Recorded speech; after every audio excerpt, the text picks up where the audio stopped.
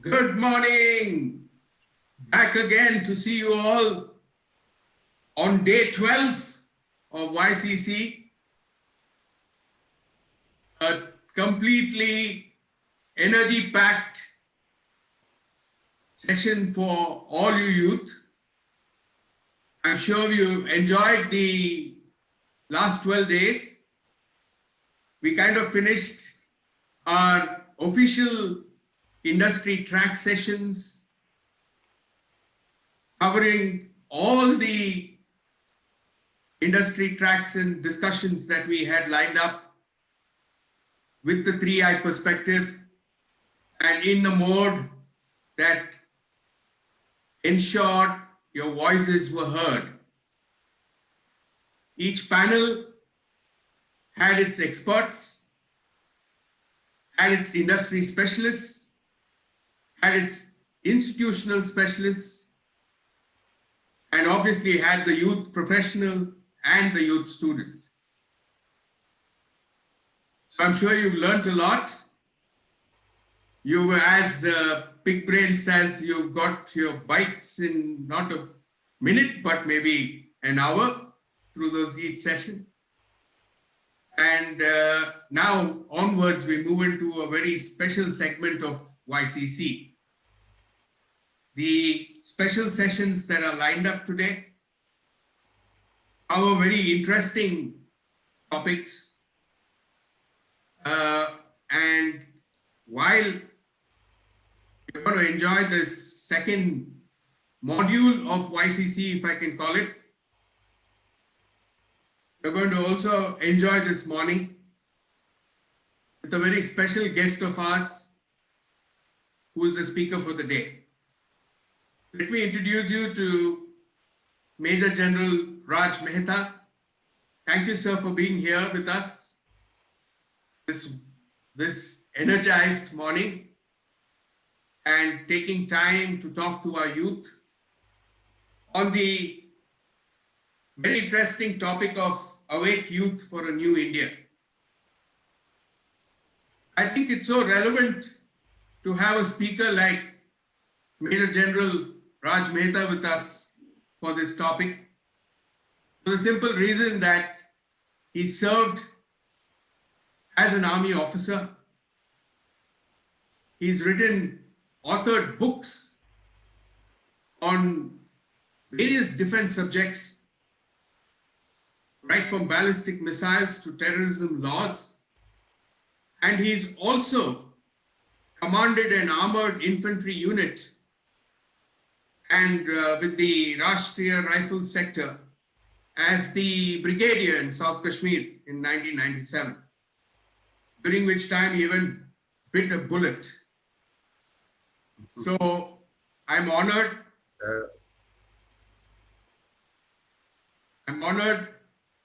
And we are all honored to hear you this morning, sir.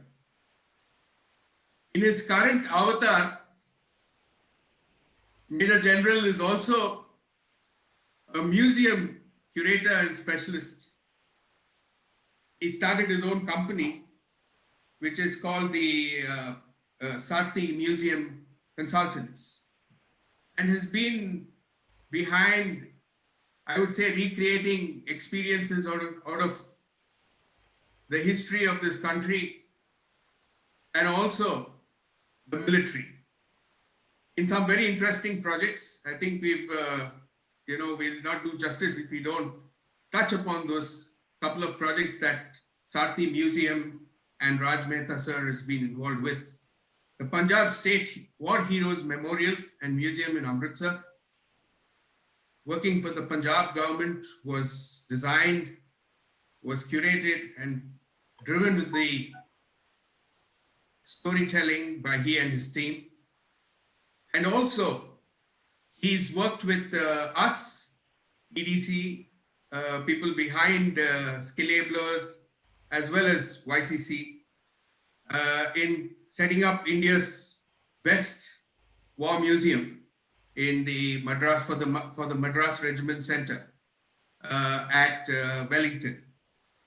So let me not hold you back with much ado, I hand it over to Major General Raj Mehta for this morning's keynote. Thank you, sir, and over to you for the next 25 minutes. World-class audience, EDC, an excellent bunch, set of professionals. Thank you very much. Good morning to all of you. And I must begin by thanking EDC for the wonderful year and a half, 2 years that we spent together building an excellent museum. The issue is not really the museum per se, because that won't interest most of you, but the issue is about excellence and how my company and EDC awoke to put it across to you in a manner that we did the Madras Regimental Center and the country proud. Within the limited time that I have, I will be sharing with you, or as a matter of fact, repeating many of the wise words that earlier speakers have spoken on this wonderful platform. I've heard most of them, and I'm so glad that they ended up saying the very thing that I am now going to repeat once again. And sometimes, in pursuit of excellence, I think repetition is very important and necessary. When you rub in the same message again and again and again, in a way, you condition the mind to accepting the recipe or the requirements of excellence. And they are pretty huge and they are fun. They can be taken with a smile, they can be taken with a pinch, but taken they must be if you wish to excel in whatever you are doing. Without wasting time, let me start with a thunderbolt that you heard earlier. It takes 10,000 hours to become a genius. Malcolm Gladwell, a New York columnist, New York Post columnist, New York Times columnist, sorry, has written several books. One of the books was about tipping point, a point in your life where you can decide to excel or to leave the race. It's very important that you excel, which means that you must drive your own tipping point towards excellence. The second book that he's written is where he talks of genius and 10,000 hours of dedicated, focused, passionate, committed work, which will drive you to becoming a genius in your chosen field. It's an excellent book called Outlier, Outlier, and it has been referred to severally by men and women speakers on this very platform. So I'm sure many of you are already aware of all of that. Right. Let me start with not a military example, not a civil example, but an example from art. Let me speak of David. And when I speak of David, I speak of you, I speak of I speak of male, female, anybody who fits within the definition of being a genius, or at least attempting to become a genius. A block of marble lay in the 15th century in Tuscany outside the Carrera marble quarry for many, many years in a neglected manner.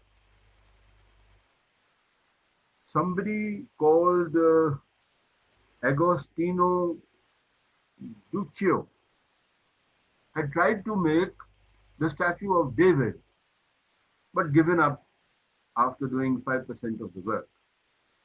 It lay neglected for 70 years till it came to the notice of a great Renaissance artist, sculptor, man for all seasons, called Michelangelo. You might have heard of him pronounced as Michelangelo, but in Italy they pronounce his name as Michelangelo. He took up the challenge from a dead block of rejected, mediocre quality marble. He carved out David. Today, David, for the last 500 years and more, commissioned. The work started in 1502, finished in 1504, that's more than 500 years ago. And today, David, at 17 feet tall and 6 feet wide, is worth $200 million.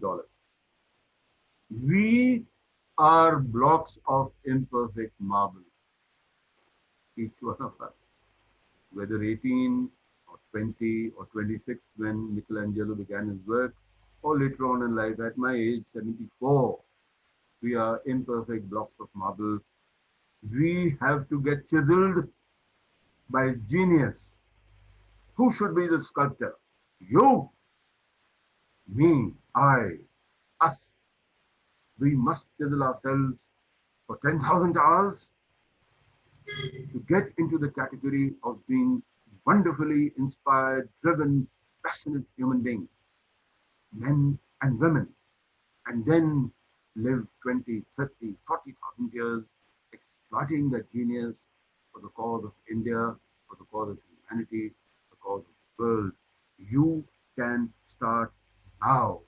The message delivered is awaken, remember, there is no free lunch. Obama said so, the Buddha said so, Vivekananda said so, you and I are saying so.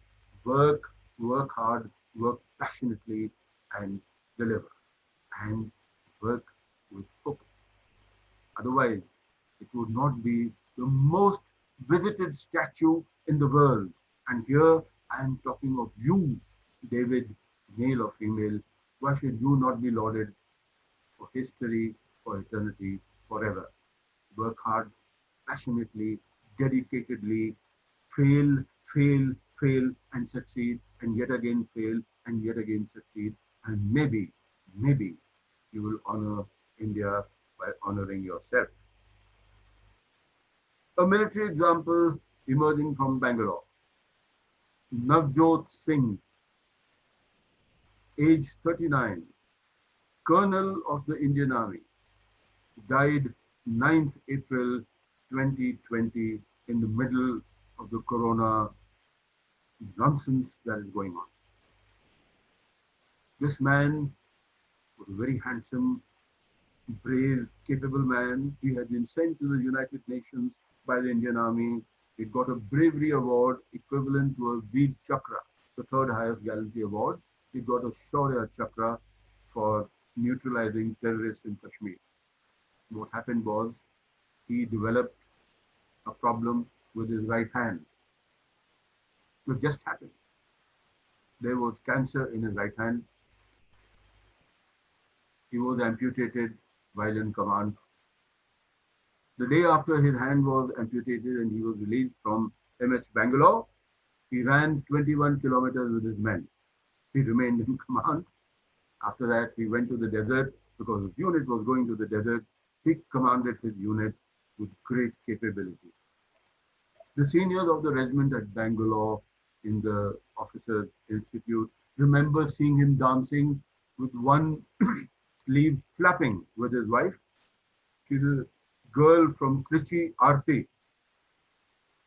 Aarti is from Trichy. Trichy was the center of the Chola Empire once upon a time at a place called Uraiyur.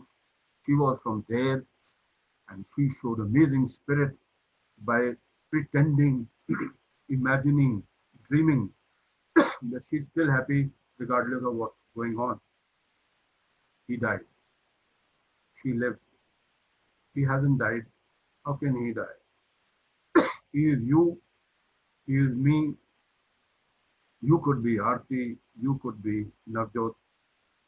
You can be world class and not use setbacks as excuses for not doing what you should be doing. Accepting a problem. Much of genius is about accepting that there will be hurdles. Let us take the example of Ganguly, the captain, the ex-captain of the Indian cricket team and now the president of the BCCI. He gives a wonderful example of two cricketers whose names all of us know. One was Rahul Dravid, the other was Yuvraj Singh. Dravid was disciplined, punctilious, brilliantly enabled by hard work. And Ganguly says about Dravid that he was so perfect it wasn't even funny. There were no discipline problems. He said that there is Nets at 8:30, Dravid was present at 8:25. This is he's talking about the Champions Trophy, which India won many years back. Yuvraj wasn't like that. He just entered the cricket team for the first time. He was tall, he was handsome. Incidentally, so was Dravid. But in his case, he was driven by girls and music and song and dance and temptation and all of that, besides being capable. Ganguly accepted the problem, drove, divided it into two parts, the Dravid part and the Yuvraj part. For Dravid, he didn't concern himself apart from telling Dravid, be there at 8:25. For Yuvraj, he would quietly drive to the pubs and the nightclubs that were around the hotel accommodation in London or wherever this was held, probably South Africa, and quietly bring Yuvraj back at lock-up time, which was 10 o'clock. He didn't yell, he didn't shout, he didn't scream, he didn't throw a fit, he didn't send him back to India. That has also happened with us in the past. He drove him to excellence. And finally, as we all know, Yuvraj won the trophy for India. So what happened? The leader, the person in charge accepted there is a problem. Genius is like that. Found out a way to handle that problem. Used exceptional tact, firmness, ability, and intuitive understanding of what makes human beings. If you are going to become a genius, you require a team to go there. You can't do it yourself. Nobody's ever reached genius just like that. Ganguly broke your point. Remember that team spirit, tact, ability to get moving, reading body language, understanding सीधा कौन है, टेढ़ा कौन है in a friendly way, and then using the right tactic to get work done. Passion. Sudha Murthy, lifelong mentor along with her husband for Infosys. Everybody knows her story very well. She funded her husband, Narayan Murthy, who was at that time a jobless IT engineer in Bangalore, really, at a place called Hosur, looking for investment to put into his company. He had 7 buddies, one of them being Nandan Nilekani. I think all of us are aware of who he is. These people put together have made the world flat by making Bangalore flat, right? So what she did was that as she was coming down the stairs after resigning from a job in telco, she was met by the great Tata, Jamshed Tata, going up the stairs. And he stopped her and asked, Sudha, it's very funny.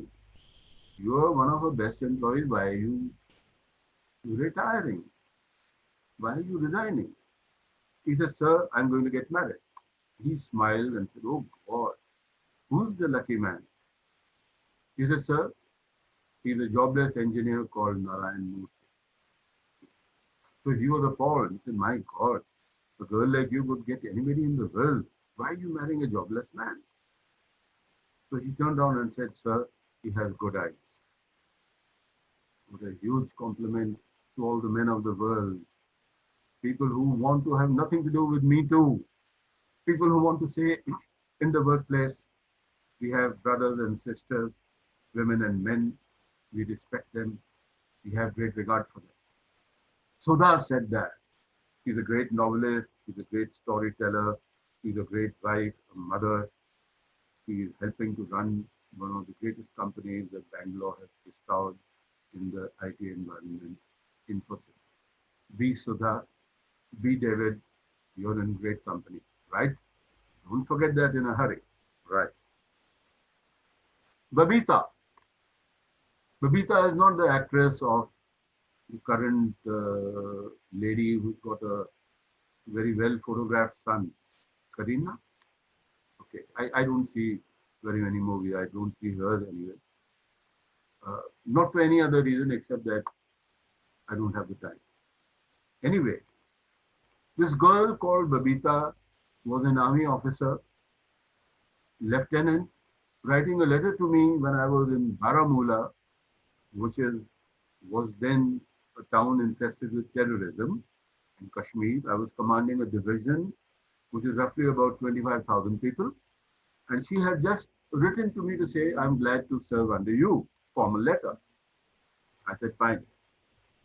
The superintendent of police rang me up and said, sir, disaster. The bus in which the officers were traveling has been blasted near Baramulla. Let's rush. We rushed with weapons, of course.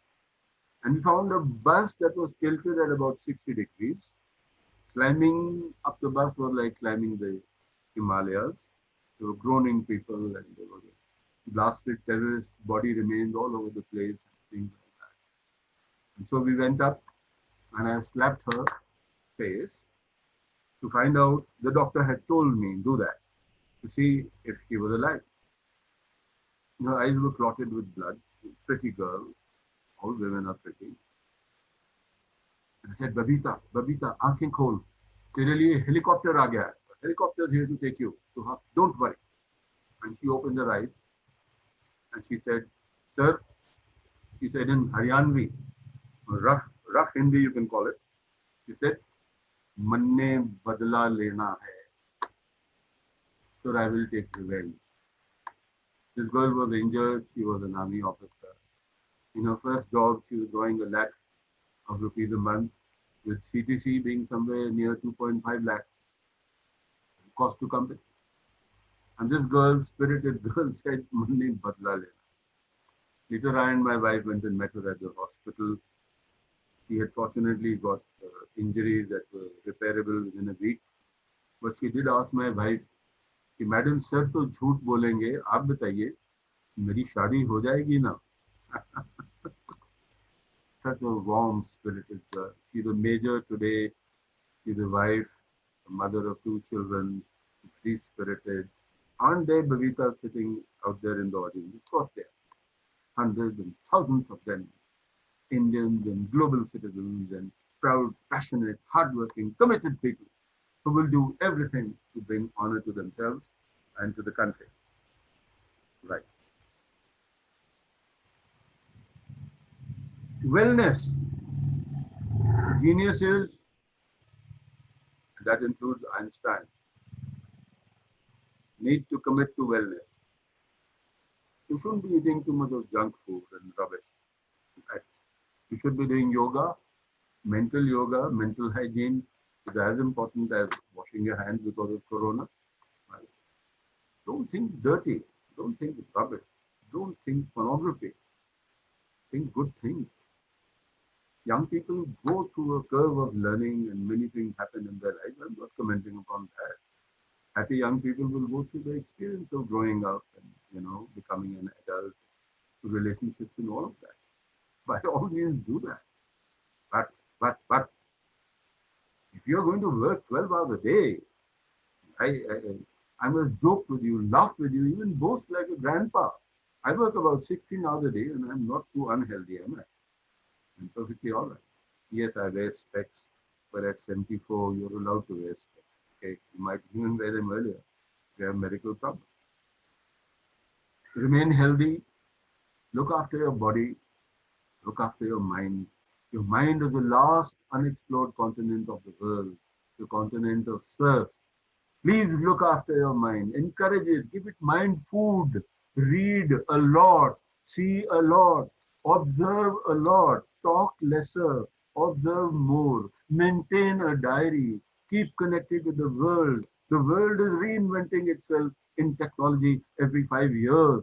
These are vertical jumps. It's called a revolution in IT affairs, in technological affairs. Every 5 years, many new professions will come in and many old ones will get retired. Are you up for it? Why not? Why don't you smile more, laugh more, learn more, be more happy, and forget about negativity and running people down because you end up running yourself down And you are so important. You are David, you are Babita, you are Gandhi, you are God. God is within you. This is what Vivekananda said in New York in 1893, and the Buddha said 2000 years before. Jiva is Shiva. God is within you. You can be unbound. Genius is within you. Who have you to blame or thank? Yourself. Take charge of yourself, trust yourself, love yourself, regard yourself, hug yourself, kiss yourself. When you fail, smile more. When you succeed, be humble. These are important things, right? Dream. What yardstick do you have? Any young person could turn up and ask. This format doesn't permit QA. But in the QA mode, anybody would have asked, Sir, what is my template for becoming a genius? Well, young people, that template is dream, dream, dream, dream, dream. You can dream romance here and there.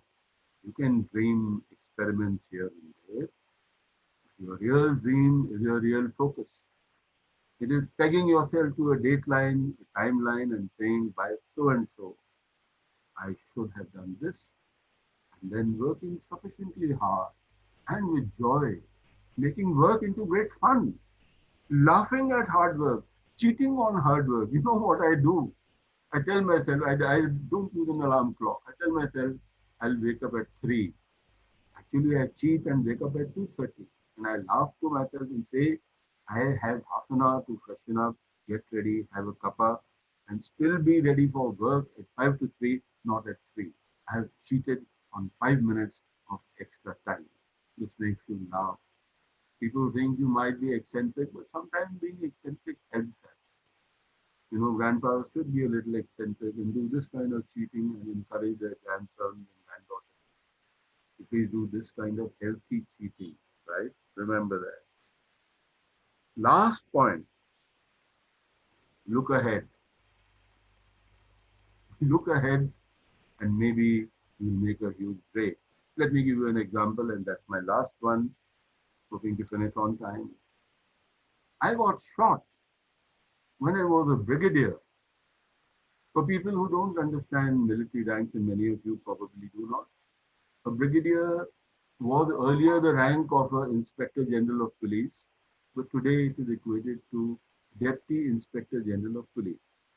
You are a person of roughly 50 years, you have about 30 odd years of service when you reach this rank, and at that rank, I got shot in South Kashmir at a village called Neelafan in an encounter where terrorists were already being engaged by another of my troops who were around them. A sector is around 3,000 people. That's what I was commanding as a brigadier. And I was personally going there. And then these bullets started flying in my direction. Once the terrorists, they were Afghan terrorists, they realized South Kashmir. They realized we were closing up to them. So they began firing at me. And I was leading around 20, 25 men because my commanding officer had said, Sir, I have 2 people gravely injured. I can't pull them out. The terrorists are firing on me. Get me a doctor. So I rushed to get a doctor, and with them, I was there with about 20, 25 people. It was bitterly cold. It was snowing. There was snow on the mountain, and there were rocks. And the bullet started flying in my direction, and the bullet would hit the rock, and the splinters of small rock would come and hit my face. And my men looked at me, thinking that if I hit the ground, they would also hit the ground. But I walked because I said, if this comes, let it be noble death. In the bargain, I got shot. When I got shot, I became unconscious. And the doctor was fortunately there. He said, Sir, let me give you morphia. Morphia is a painkiller. If you got shot, 2 or 3 bullets have hit you, and your bones are shattered, you require a little bit of medical help. That was my tipping point. Gladwell, Malcolm Gladwell, I remembered, I read a little bit. I said, buddy, if you hit the ground and if you go back into a helicopter, you would have lost your battle of life and self-respect. Stick on. I stuck on for 6 hours. We shocked them. I didn't take the morphia. I was conscious right through. Here I am in front of you, perfectly sane and capable. I looked ahead. I looked ahead and said, buddy, please kindly do not violate that. With that, ladies and gentlemen, I have finished. I will not sum up because bright minds, geniuses' minds don't require summing up. I have shared a little bit with you, and I hope you will carry it with you and remember the last sentence 10,000 hours with genius. Also, remember you are the master of your soul. You are the master of your soul. This is what Navjot said to himself before he died. Thank you. Thank you, sir.